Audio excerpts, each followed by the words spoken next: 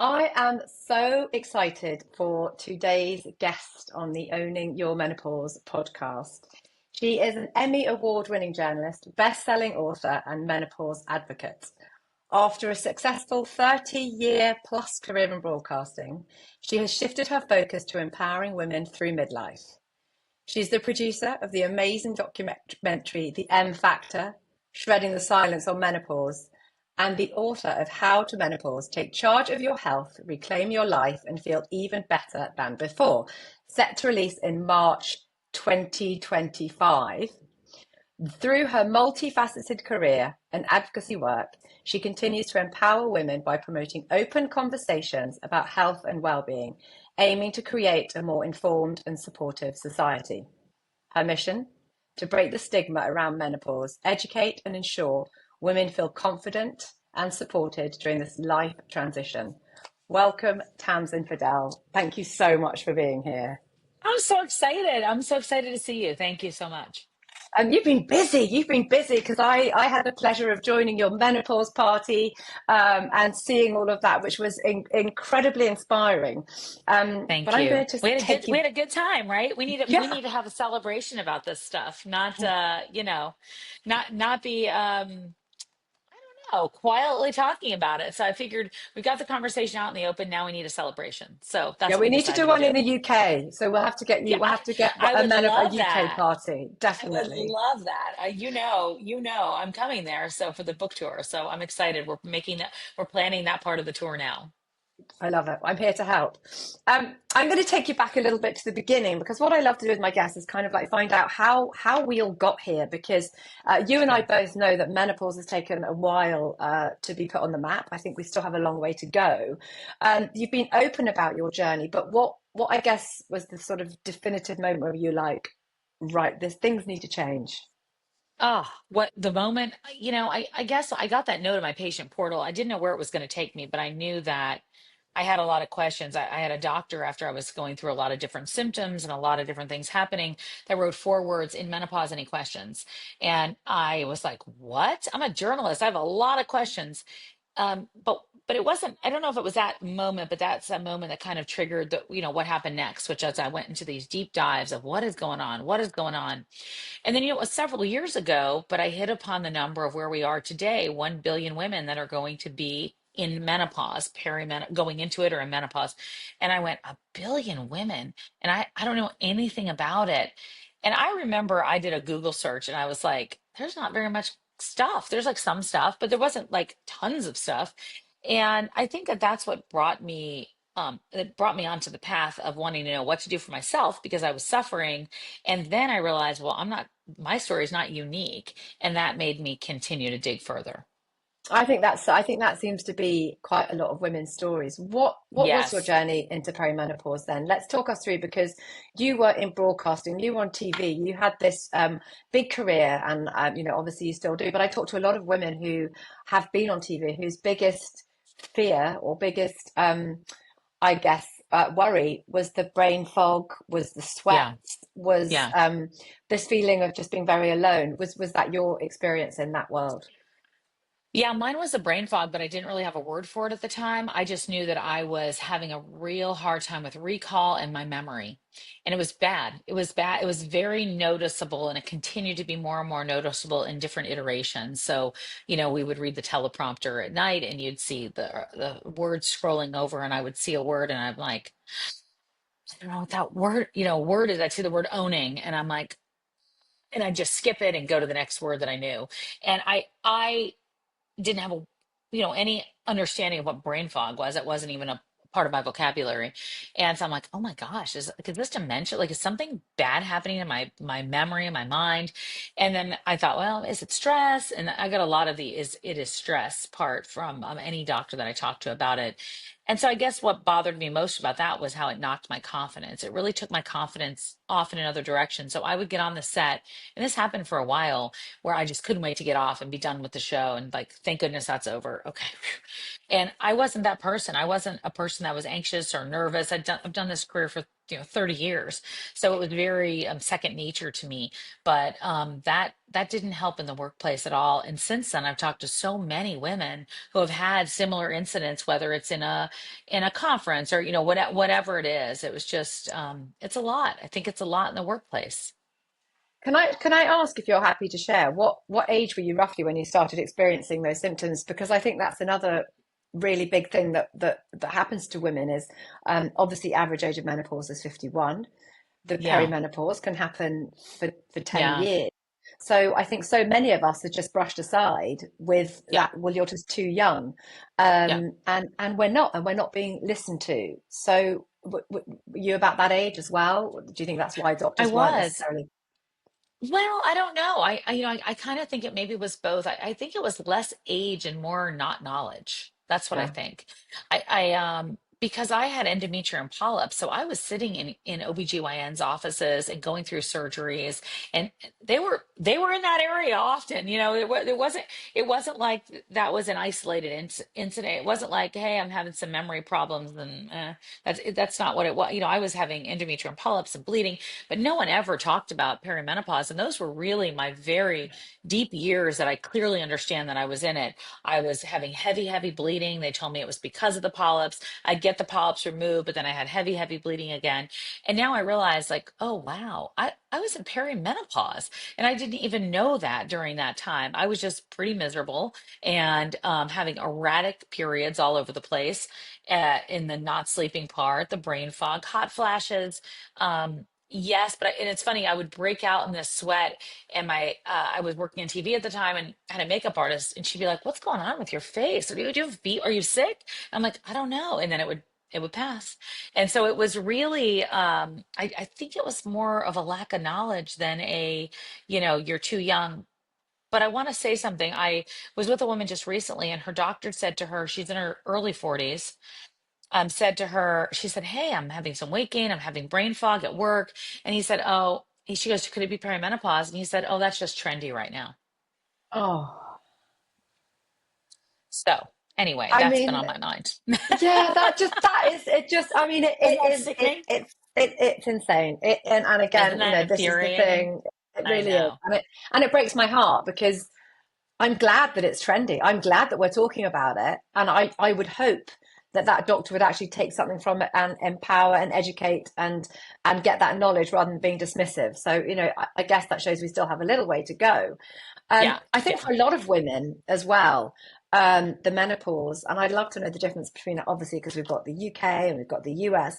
It's such a taboo topic and has been yeah, for so yeah. long.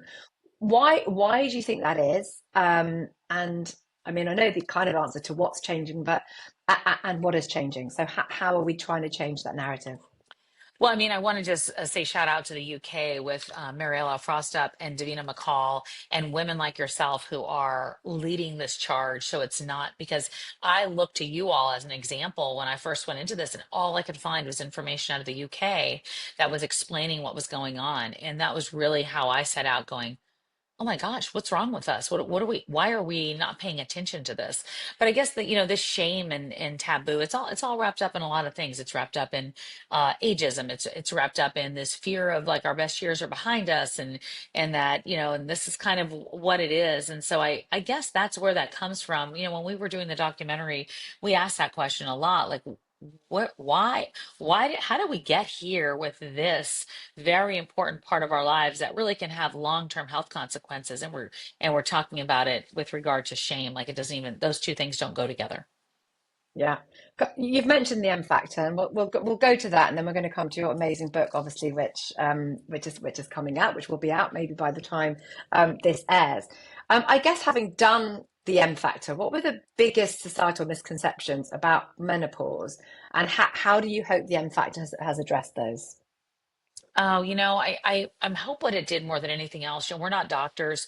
We tried to find some of the top experts from all around the country, from research institutes, and get their perception of exactly what is going on, their understanding, their latest research, and sharing their knowledge. And I think what we wanted to do, what our goal in that was to, and that's what the subtitle is shredding the silence, is to have that conversation happening. Because I think that that's what journalists do, is they put out content to create that conversation.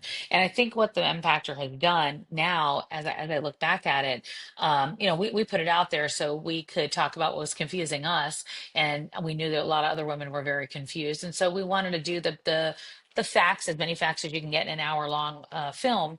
And then those conversations afterwards were really the key. That's what made it, to me, successful. It wasn't putting together a film. It was seeing women come together in their community with doctors in their community that are trusted doctors or physicians or nurse practitioners or advocates, and be able to have a conversation that they weren't having anywhere else. I feel like the M Factor kind of freed women in a lot of ways. And they did this themselves. Like, you understand, we didn't go out, we didn't have a marketing budget, we didn't have any of that. It was very, like, the women took it, we handed out the documentary, women took it and brought it into their communities all over the world. So I feel like that's what it did. I feel like it made the conversation a little bit louder. Yeah, and I think that's the incredible thing, isn't it? I think that that is the power of women coming together and Me supporting each too. other and like uniting in this cause. And I think, touch on kind of what you said at the beginning there, where you didn't know what was happening, and you feel scared and you feel alone. And Yeah. Yeah. this is the thing I find astounding, that both you and I, we're in this world, we have access to social media, we are educated women, and Yeah. yet it still hit us both like a train. Like I know. there was no understanding. I guess, like with the documentary now as well, what you're hoping is it doesn't just help women in their family life and in their day-to-day life, but and you talk about all these experts and you talk about all of these different areas. I mean, menopause is huge. It affects work, relationships, mental health, Everywhere. all these physiological changes. So how did the documentary kind of explore the intersection of all of that? I guess you brought in all the experts, but Yeah. you're trying to reach such a large proportion of people I in different know. levels. I know. And it was hard. It was hard to, we have so much film. It was hard to really whittle it down. We had an hour. But I think what it did is we brought in real life women too. And we tried to get as many diverse stories as we could to make sure we tried to, because we know it's individual with everybody. So we have a woman that was much younger. We have a woman who had not had sex with her husband for years. We had another woman that was just miserable and had rage, and decided to have, take testosterone. So I think what it did is try to bring as many stories together as we could so women could see themselves somewhere in that, and then also have those conversations with the other parts of life, because I don't think that menopause stops in the doctor's office. You can have the experts and you can talk about all that, and you can have hormonal and non-hormonal options, and some doctors will agree with this method and some will agree with that method. But I think what we can all agree on is that it does impact women at work. It does impact women when it comes to sex. It does impact women when it comes to relationships and mindset. And I don't think we can leave those out of the conversation, because it's not fair to women. Otherwise, we're just closing off that part of the conversation where it needs to be much wider. It's why in my book I just kept going. I talked about community, and there were a lot of things that we couldn't cover in the documentary that I was excited to be able to explore in the book, because I had a bunch more pages that I I could know. fill out. I can imagine. I love that. Seeing as we're on the book, I am gonna talk about it, and I think again I probably know the answer to this, but let's go with it. Um, Yeah. what motivated you to write How to Menopause, and what do you Oh. hope women take away from it? Yeah. Here's what motivated me. I didn't have a mother to talk to about this. I lost my mom when I was 20 years old. A lot of women, even if they have a mother, have not had the conversation.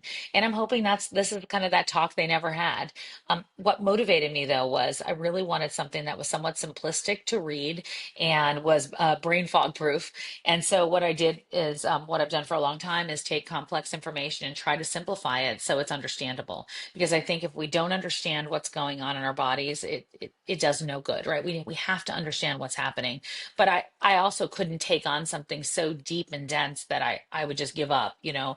And I wanted women to be able to take charge and advocate for themselves. And I felt like if they had that information from the right experts, again, but distilled in a somewhat simplified way, that they could at least say, hey, here's what I think is going on with me, and now I can go ask the right questions. So the goal of the book was to allow women or help women have questions to answer when they go into a physician, and make sure it's the right physician. And then Yeah. outside the doctor's office, to understand those other areas we just talked about: community, workplace, relationship changes, mindset. I think there's a lot to this part of life that we have to be aware of. Yeah, I love that. And do you know what I think? It is a book like that, and mine fairly similar. Is breaking down the complication of it all. We know that this Yes. space there is a lot of, I mean, noise, not noise because it's great and it's educational. Yeah. But I don't know about you. I don't have a medical background. Obviously, I I'm a don't either. personal trainer. But sometimes I think, and I know we talk about it a lot here in the UK, is like the over medicalization of menopause. And I think Yeah. if we go down that route and we give women really complex, complicated information, they can't break it down, and they Just tune switch off. out.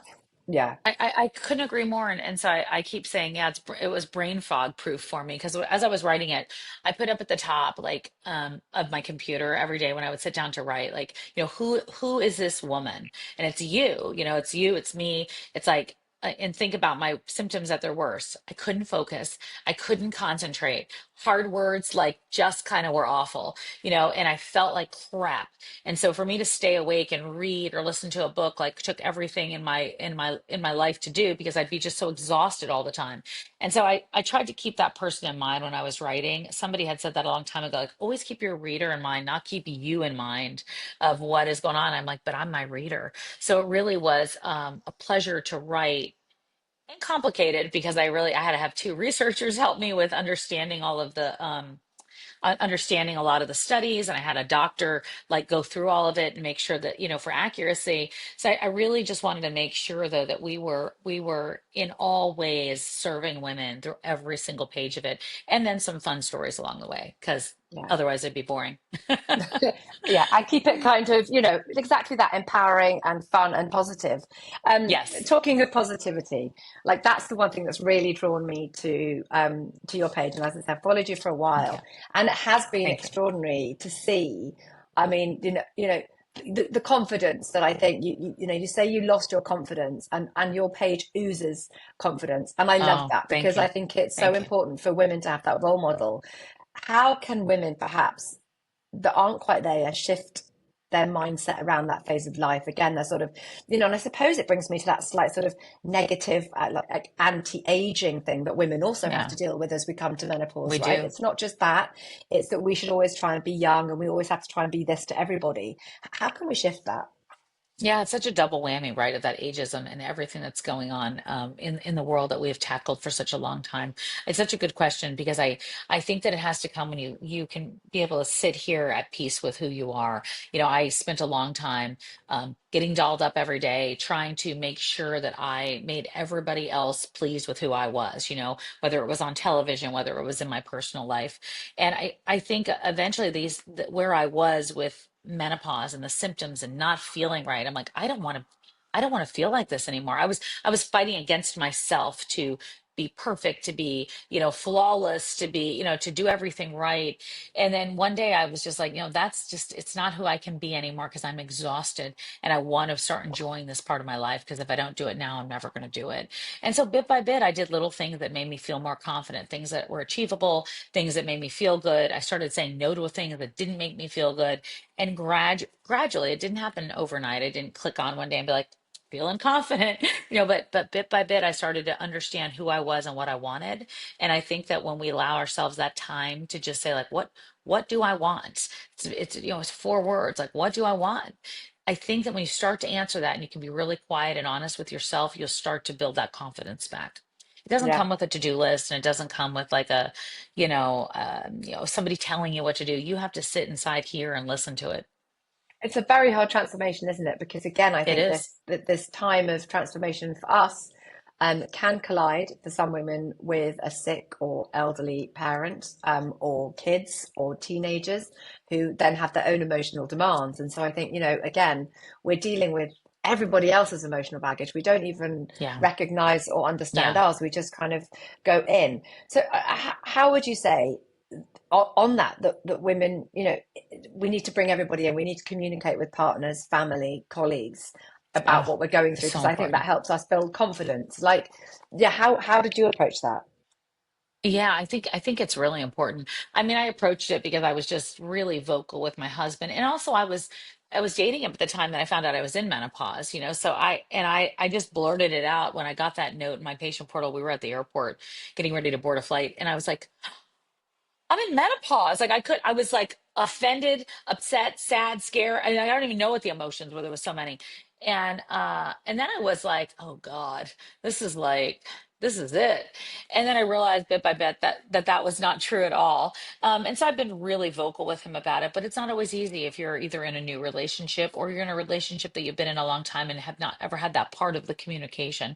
So I do think just the facts are really important because nobody is going to condemn you for what you're physically going through. That would be insane. And if somebody is, then you should not be with that somebody. But I think it's that hey, my hormones are going through a big transition right now, and I just want you to be aware of some of the things that may happen or are already happening. And I think anybody that you talk to like that would be more than supportive. And I can't tell you the number of people that went from seeing rooms of only women watching the documentary to now men coming in and having this conversation because they want to support their partners, their friends, their coworkers in this process. We had an all male screening that reached out to us. I Amazing. was like, oh my gosh, that's so cool. So I think we're going to get there, and I think that the men that are out supporting it right now, kudos to them. We need more of their voices for sure. Yeah, it's funny because I remember when I got my diagnosis, like you, I was like, wow, okay, perimenopause. And I literally thought I'm going to get switched out for like a younger model because that is Yeah, kind of I what know. I thought. Because again, It's my what we're husband ingrained wasn't to brought think. up. It totally. And actually it was great because it's meant that I've obviously had the conversations with my husband, who now everybody wants to sit next to at the dinner party because he knows more about menopause than anybody. But equally, obviously, like my kids, I have 18-year-old son. I want him to go out into the Yeah, workforce at some point in life and yeah, be a supportive partner, colleague, employee, yeah, and not feel like that he has to carry, yeah, that quiet conversation on menopause. yeah. Of Now, obviously, you know what I do. I'm very much into that fitness element, that nutrition element, course, and of what I course. love over there with what you guys do. I do feel like there's more menopause fitness. You've got lovely Dr. Vonda Wright talking about fitness. You've got Yeah, Dr. Mary Claire Haver, who's yep, obviously a massive advocate of all of that. You've got Amanda Thebe. You've got Gabrielle Leons. You've got so many people. yep, There's a few of us over here. How has your approach to health and self care changed since entering menopause and yeah. being more surrounded by these incredible women? Yeah, quite a bit. I mean, part of it has changed in terms of what I do every morning when I get up. I'm out there walking all the time with weights. Or if I'm not bringing weights, I'm on a huge, long, long walk. I'm making sure that strength training is top of mind. So I'm in the gym. I'm in the weight part of the gym every day, not just the cardio part of the gym every day. And, I think what's been important for me is to make sure that I challenge myself over and over. So I try to mix it up as much as possible and I simplify. Like my workouts are simple, they're not fancy, they're not trendy, but they're just the basics of what I need. And I'm noticing, I'm lifting heavier weights right now, which is really cool. Like I didn't think I could do it because I hurt my back over Thanksgiving. I was so mad at myself. I did squats and had a frozen shoulder. And so this part I was trying to just do the squat rack with one arm and I was unbalanced and I just really messed up my back. So I was really bummed to be, not being able to do too much for a little while. And now I'm back. I'm back full force, and I just like up my weight another 5 pounds on all my different exercises. So I'm really happy about that. So strength training I've always enjoyed, and just doubling down on it even more now. Protein is always so difficult for me, and I try really really hard. So that is my I try not to give myself too many to-dos, but that is my focus right now is trying to make sure I get more protein into every single day. Yeah, I love that because I do. I think I kind of always look at it as like the women that are currently navigating menopause. we came Yeah. up with, we were brought up with that cardio Oh mentality yeah. that unless you do an hour Yeah. and unless you're Yeah. running, you're not, but and you're counting calories and it's Sweating. all, yeah. And it's all about the aesthetics. And I'm loving the how the conversation has obviously changed. You know, we want to be strong. Yeah. We want to have that lean muscle mass. We want to have strong bones and a healthy heart. I still do think, and again, it's interesting you said that about the protein, that the food piece is so difficult for so many women. I think it's Again, because difficult. we were just taught restrict, restrict, Yeah. take out. And so Yeah. when you're often then telling women to eat that protein, it feels like it's a lot of food that we're asking people to eat. And I actually had that conversation with somebody yesterday where they were like, "What? When you talk about breakfast, you talk about protein. What are you talking about?" I was like, "4 eggs in an omelette," and they're like, Yeah. 4 eggs? How do you eat Yeah. 4 eggs for breakfast? And I'm like, well, because I have to, and because Yeah. I need to, Yeah. I need to build lean muscle. I need to recover, and like I'm lifting those heavy weights, so it's kind of like a non-negotiable. So keep going. Yeah, you can't break your body down and not replenish it. This is Yeah, the system doesn't work that way. So yeah, I'm so with you. I think sadly we have been taught. What are your go-to strategies for managing any sleep issues that you might have, anxiety, or things that did perhaps crop up for you when you were, navigating menopause? I think also it's important to say that it's never linear, is it? So like you might be on a lovely plateau and everything's going Mhm. really well, and then suddenly just there's a little Yeah, disparity somewhere with a the tweak. hormones again, a tweak. But generally, like, yeah, how do you manage that? That I guess the quieter side that we must implement at this stage.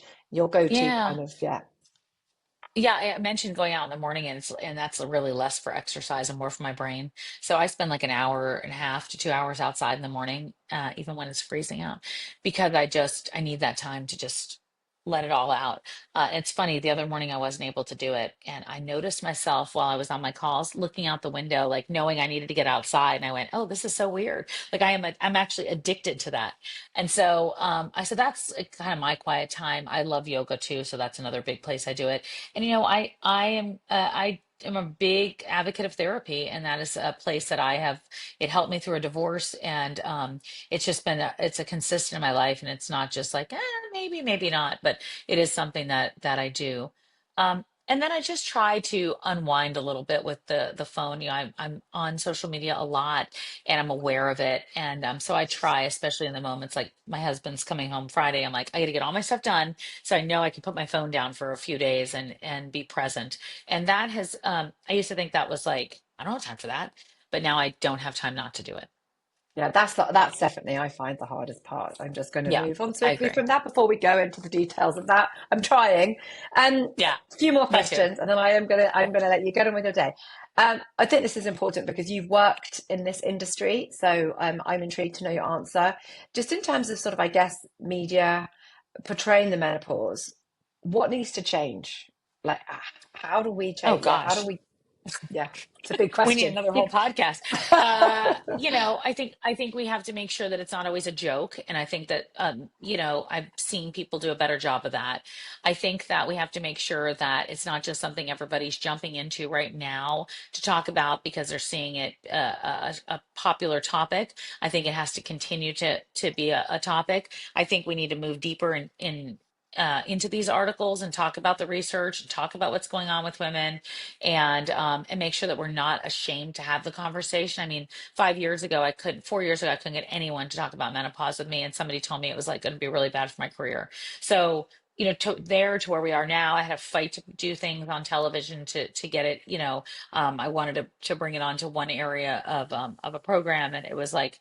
"Ugh, nobody wants to hear about that." And I was like, everybody wants to hear about that I Yeah. know. So I think we have to do a better job of listening to women in these positions, and hopefully we're seeing more women in midlife in these positions of power to be able to implement these kind of changes, which was always, really exciting to me when I looked at Channel 4 and the workplace, policies that were put into place before anybody else did that. And so I'm encouraged by it. I see changes happening. I always want them to happen faster. We want them yesterday. I want them yesterday. I don't want to keep Yeah. asking. No, we'll get there. We'll get there.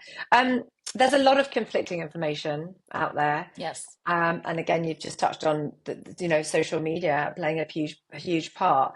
How? I guess, can we guide women to cut through the noise and find reliable menopause advice?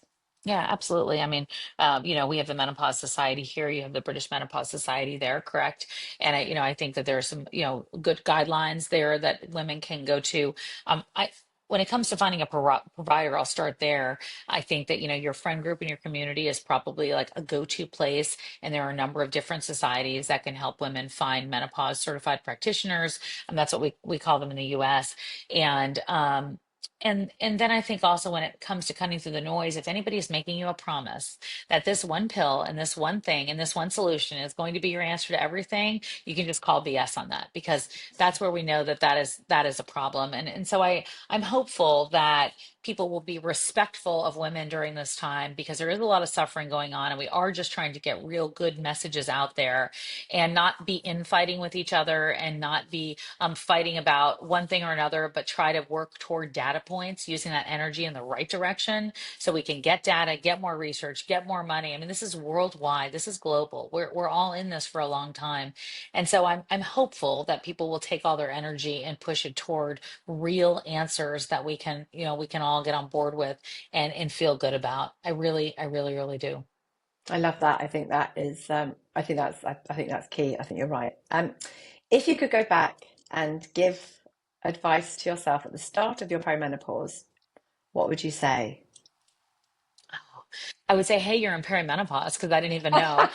One, and then I would say you're not alone and you're not crazy, and I think I would tell that person, like, you will feel like yourself again, but maybe even better. I love that. And what's the one message you want every woman listening to take away from this conversation? Yeah. I want women to take charge of their health. Apart from buying your book. No, no, no. I want what's important for me is women to take charge of their health, Yeah. because right now there's so much confusion. There's a lot of misinformation, and there's a lot of doctors that don't have not learned. There's a lot that have, but a lot that are trying. And I'd like women to take charge of their health so they feel confident going in there and asking for things and making those kind of decisions. That's what I hope for. Yeah, I think that that is such a key thing, isn't it? It's being an advocate for your own health and working out what is A your hundred normal, percent. what isn't your normal, A and hundred pushing for the percent. answers. I mean, you guys have private Yep. healthcare, which I think possibly helps maybe a little bit more than over here, where it can take women a long time to get that appointment. But thank you so much. Oh gosh, thank Obviously, you. if you haven't seen The M Factor, please do go and watch it. Your book is now out, I believe, when we are releasing this Great. episode. So please do get yourself a copy of Menopause. Take charge of your health, reclaim your life, and feel even better than before. Because it Thank will be you. a positive book that will help you implement Thank you. some fundamental lifestyle changes. So Tamsin, thank you so much for your time today. Oh, thank you. I Um, appreciate it. where It can was we so find nice to you get if to talk. people, I know, and if people don't Um, follow you, where can we find you? oh yeah, Tamsen Fadal anywhere on social media, and howtomenopause.com. And you'll be over here in the I UK. will be. We're trying to figure out the dates right now, so I will definitely let you know. Okay, we'll let you know and we'll spread that. We'll spread that and get everyone to come and see you. I would love that. I would really enjoy that. Thank you. Thank you so much for your time. Have a wonderful Thank you. day. You too. Thank you. Bye bye.